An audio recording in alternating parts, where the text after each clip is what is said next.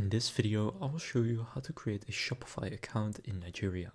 So as you can see right here, I've set my location to Nigeria, and in order to get started, first you can just go and click on the link down in the description, and that will get you this deal right here, which is currently the best deal for Shopify there is.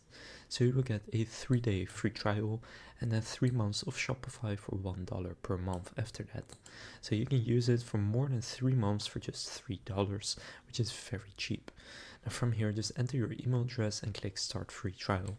Then you can see my location is set to Nigeria and you will get the deal right here. Then just enter your password that you want to use to sign into your Shopify account. And then click Create Shopify Account. Then it says welcome to Shopify, and you can now go through the onboarding or click I don't want help setting up.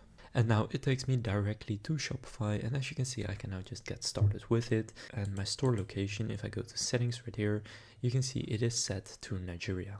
So now you know how to create a Shopify account in Nigeria. If this video was helpful, please consider leaving a like and subscribing to my channel. And again, you can get started for free and claim the deal I mentioned earlier through the link down in the description. With that being said, I will see you in the next video.